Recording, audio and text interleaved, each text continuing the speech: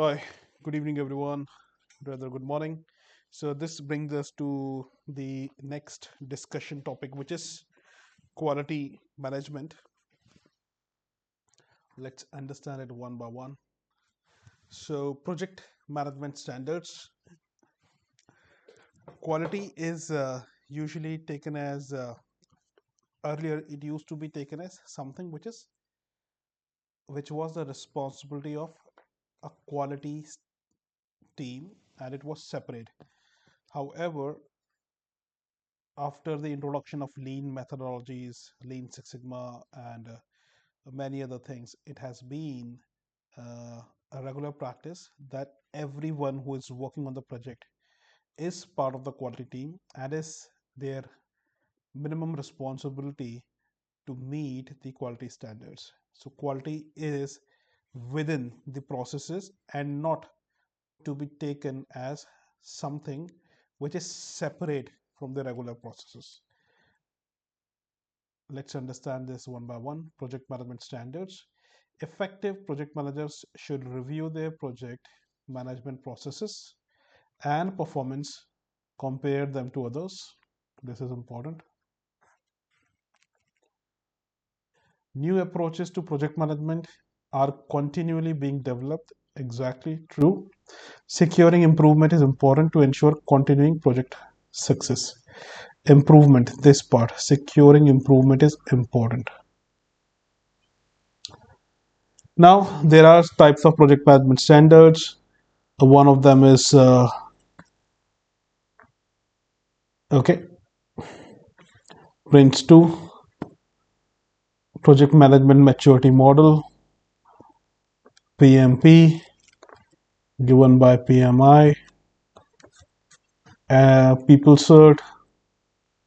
They also have quite a few different type of project management standards. So these are all project management standards, which has been given by these organizations, and they are like standards ways.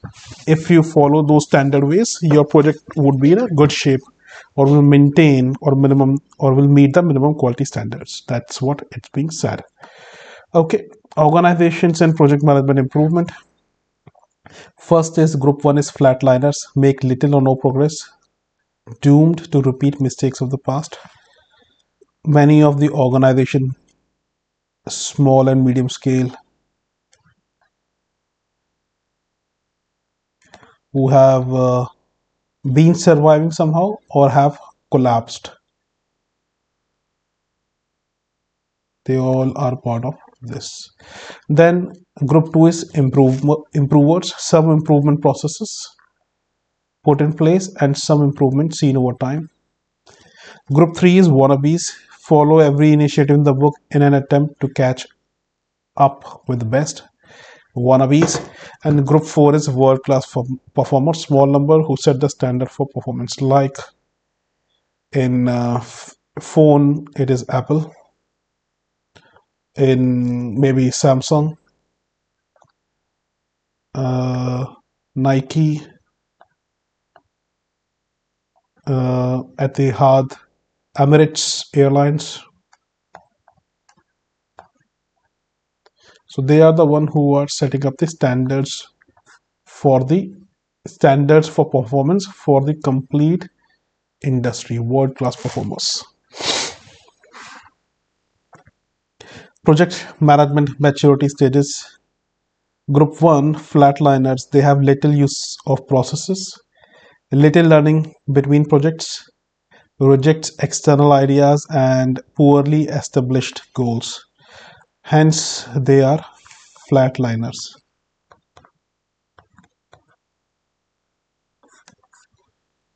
Poorly established goals, reject external ideas, little learning between projects, and little use of processes. Then comes group 2, which is improvers, some process and systems in place, little learning between projects, some goals established, and focus on conformance. Group 3 is wannabes, well documented processes and systems, imitates processes of the best, goals routinely established, and focus on conformance. These are wannabes. Group 4 is world class performers. Processes mapped and based on improvement in learning. Learning evident between projects. And goals are on exceeding performance than conforming to standards.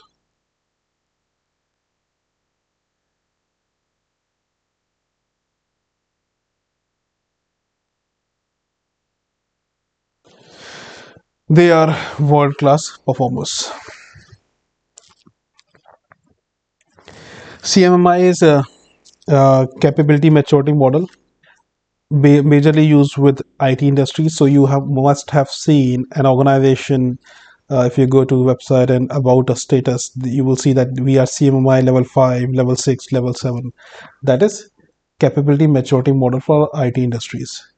OPM3 is organizational project management maturity model, which is given by US Project Management Institute audit standards for projects, program, and portfolio. So this is one of these are standards which have been defined, and the organizations, when they meet these standards, they proudly mention it.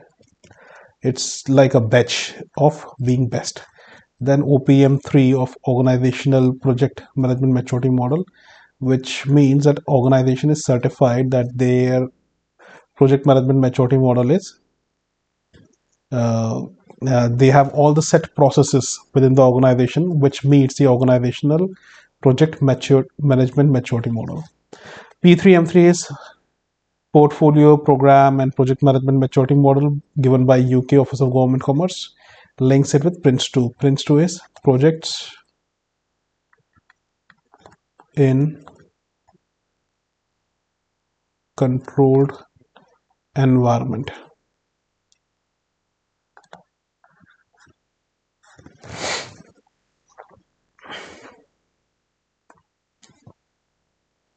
Benchmarking in projects. Benchmarking is a continuous process of investigating, comparing, and learning from the best in class. The aim is to identify areas to improve and change current practice. Its strength lies in the identification of key performance indicators to which a project manager might aspire. Key performance indicators have been adopted across a range of sectors to support benchmarking. Benchmarking provides a framework for managing change by encouraging a culture of continuous improvement in the management of the projects. However, projects are in themselves unique. It is not always possible to effectively benchmark all project processes. Types of benchmarking: internal benchmarking, which is within the organization, competitors' best practice, industry best practice of a national company, and best practice of a world beating company. These are benchmarking given by Barber 2004. Let's understand this one. A multi-level causal model for best practices and standards in project management given by Lu 2003. It says technical and people skills.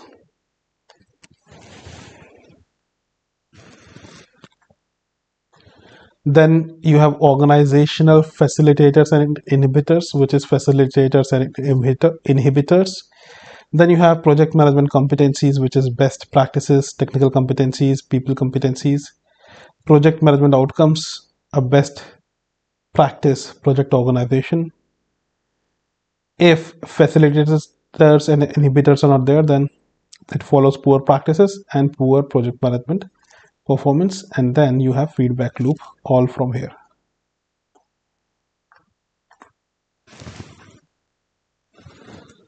So this is a multi-level causal model for best practice given by Lu in 2003. Let me use this color. This is all feedback. Feedback loops are everywhere so that you can improve the processes. Okay, lean project management is a standard. If you are aware of this lean best practices, it was given by invented by I think Hoyo Toshikawa, the guy who was working in Toyota. So it's an adaptation of lean production practices as exemplified by Toyota to project management may offer certain improvement for project managers. Now, earlier it was separate, project management was separate, lean was separate, Six Sigma methodologies were separate, but nowadays everything is getting combined to give a uniform result, unified result. So nowadays, lean or Six Sigma is no more separate than project management methodologies. It's part of it, and quality is definitely one of the constraints of project management. So very much part of it. Give me a second. So lean is not part of project management fundamentals. So therefore, I'm just going to give a high level view of it, and if I get time or if there is interest, then I will perhaps create a separate video for the Lean Six Sigma. So just we will touch it at a high level. So it was given by Toyota, adopting flexible structures to accommodate changes in customer requirements, open communication from flat structures rather than tall hierarchies. So this is one of the advantages of lean communication, flat structures. So in normal organization, it used to be a team member will inform to team lead will inform to manager will inform to senior manager to GM, to deputy GM to GM, and etc. It used to be like that. That used to kill a lot of time. So that is not the case here. It's flat, so you can simply go and communicate and get the results. So this is the advantage of lean, and hence it is fast. And the idea of lean and Six Sigma is fast and waste reduction as much as possible.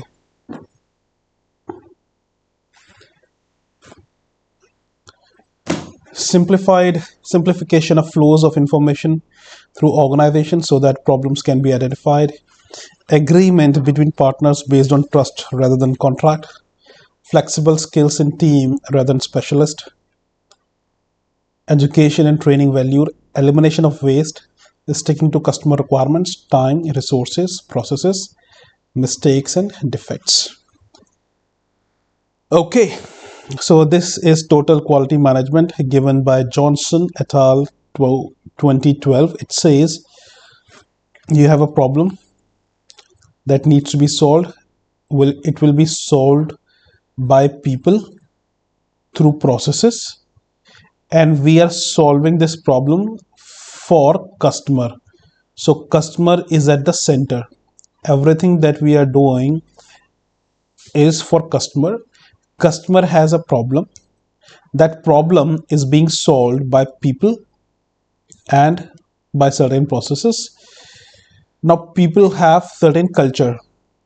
I come from an Asian country, I have certain culture. Someone coming from Russia, they have certain cultural traits. For example, in Asian countries, you prefer not giving direct negative feedback. We do not give direct negative feedback in Asian countries. In Russia, you prefer direct negative feedback. In US, you give feedback which is sandwich model. What is sandwich model? First positive, then negative news, and then positive. This is the feedback way, the method that US use. If in Asian country you give direct negative feedback, people will not like you at all, and they will say that you say truth, but then it has to be said in a certain way.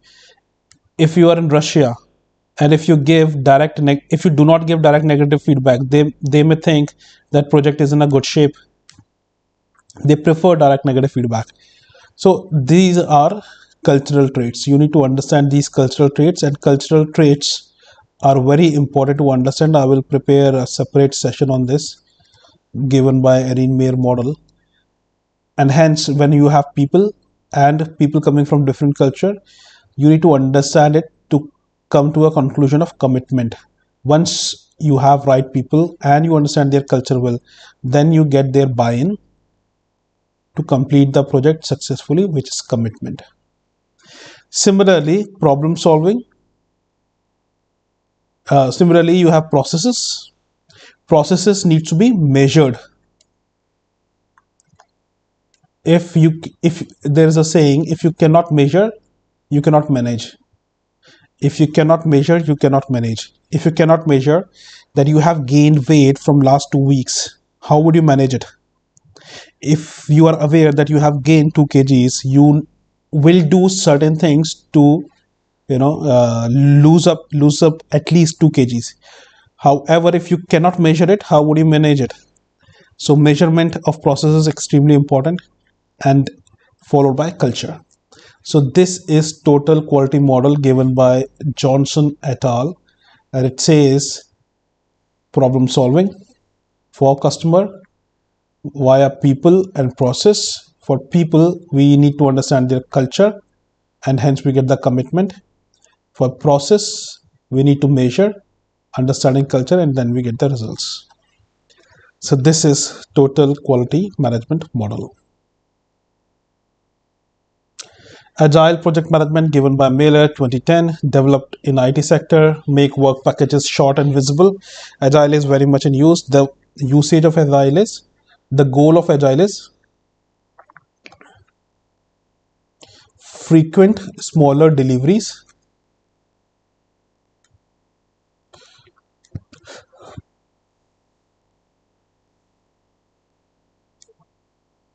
frequent smaller deliveries, and customer feedback and collaboration.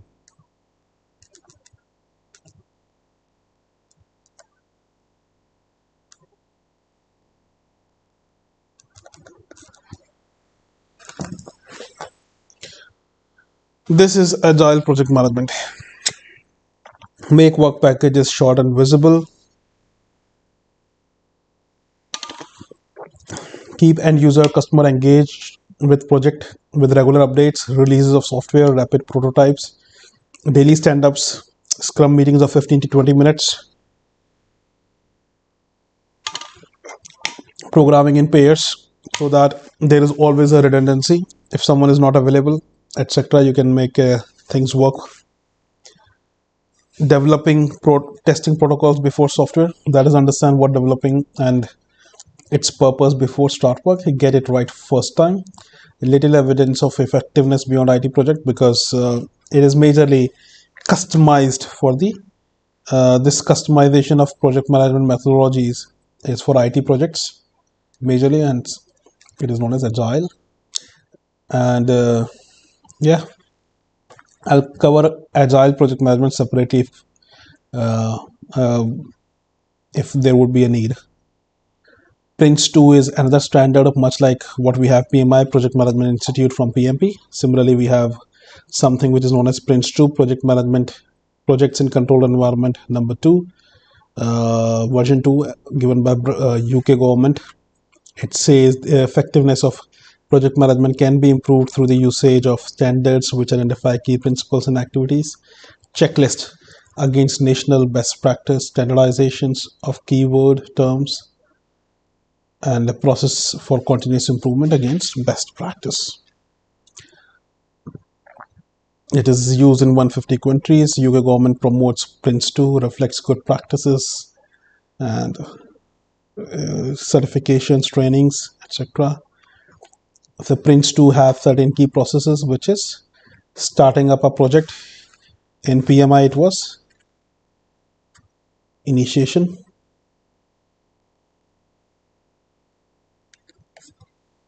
initiating a project. Directing a project is planning. Controlling is monitoring and controlling. Managing, again, monitoring and controlling. Managing project delivery is execution and then closure. So you see, the life cycle is here in Prince 2 a little bit different, but it is no everything is sort of will relate back. You understand one process, one way of project management methodologies, the other will suffice or satisfy. So quality has many meanings. Ensuring quality in projects, quality has many meanings: functionality, performance, reliability, durability, customization, appearance, but also responsiveness, assurance and confidence, and empathy and understanding. A mixture of the technical but also personal skills. Body 2014. Quality is not absolute but is based on the requirements of the customer. Any product which does what the customer wants of it can be considered a quality product. The most important activity is therefore to understand precisely what the customer expects and to install operations to deliver exactly what is required. Quality systems and procedures. KNEC identified four practices which enhanced quality. Quality data and reporting. Collecting data is the basis for any improvement processes. Supplier quality management, as quality depends heavily on supplier actions. Many observers advocated working closely with a few suppliers. Design, being clear what specifications met customer need, especially by discussing this with customers. And process management.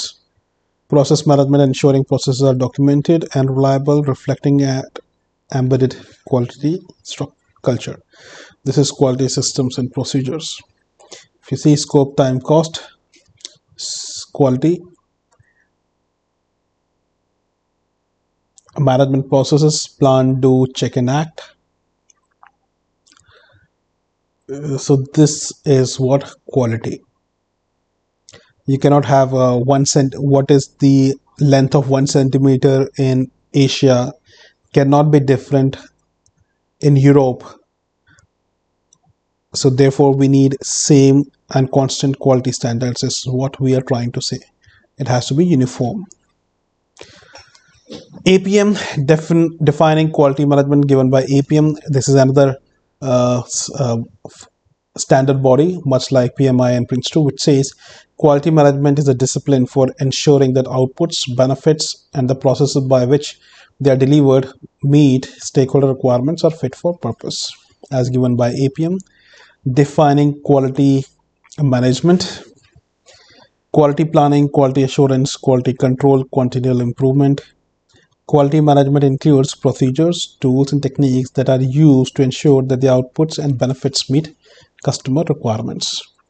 What is quality planning, as given by APM? Involves the preparation of a quality management plan that describes the processes and metrics that will be used. The quality management plan needs to be agreed with the relevant stakeholders. So the keywords are describe, processes, and metrics.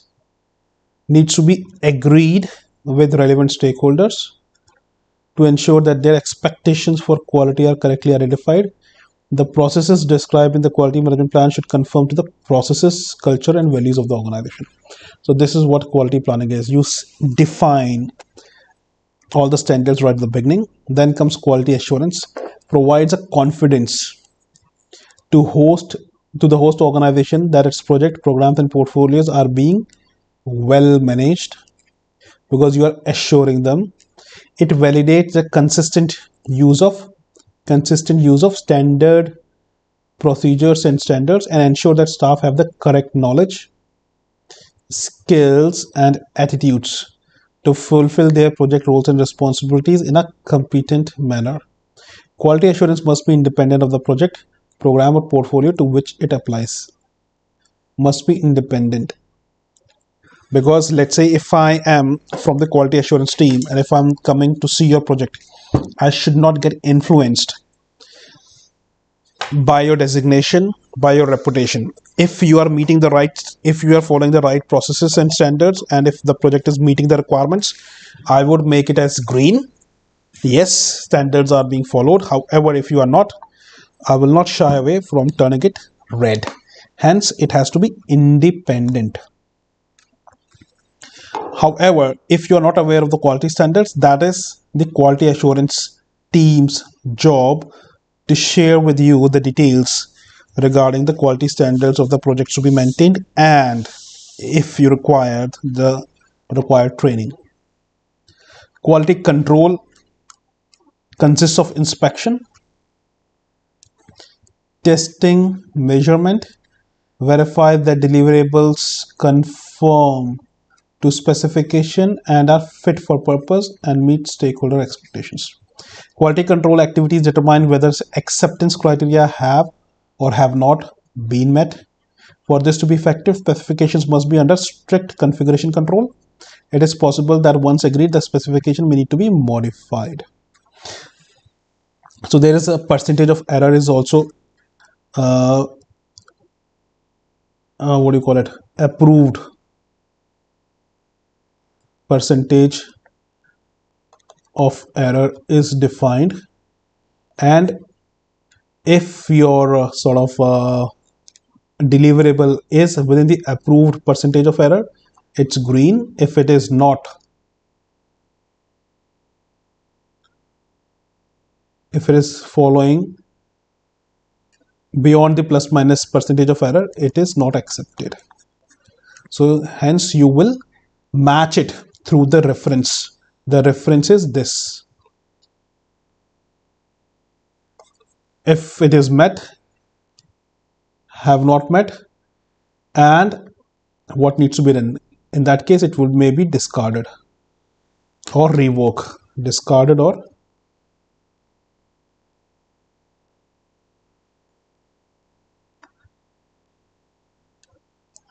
revoke.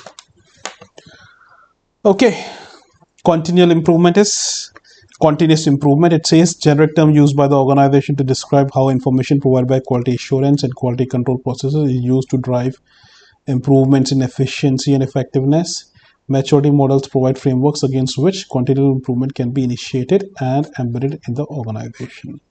So it's a continuous improvement process, feedback sessions. You keep on improving your work.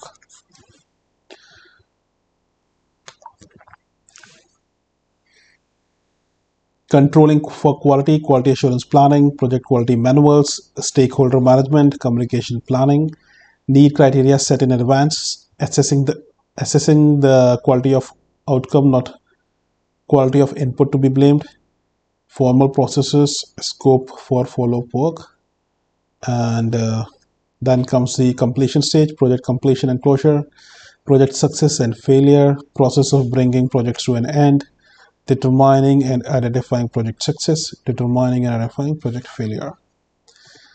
Okay, so if your project has met the scope, given scope with the given quality standards,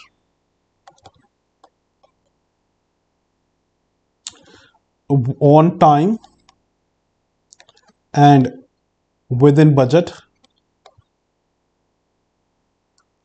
So scope, time, cost with the required quality, we can say that at a high level project is done successfully. However, project contractors have a different way of looking at the project completion. Project team members, the permanent, they may move to a different project. The project team members who are temporary, they will lose the job, so they may think project completion in a certain other way. Project manager has different requirements, which is scope, time, cost, quality, because I'm a project manager and I will look at the things from this point of view. If you are a project manager, you will look at things from this point of view.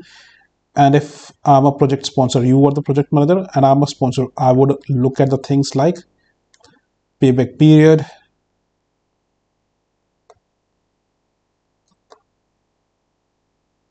uh, cost benefit ratio, realization of benefits.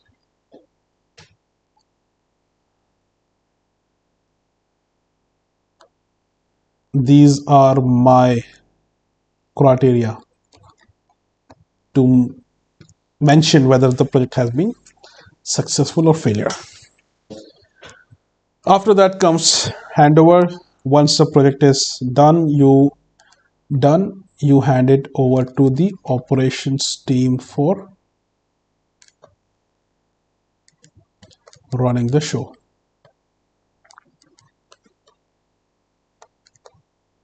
And operations are 24 cross 7. Project has a definite start and a definite end.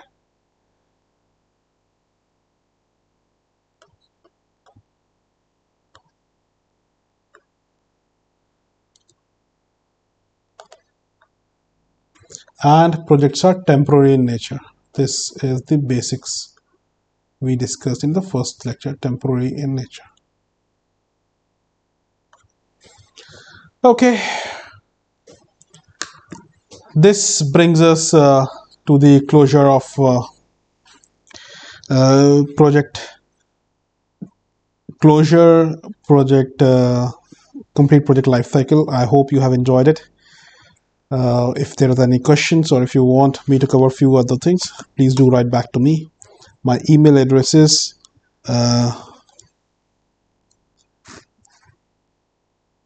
numeric3 SHAIL BAGHEL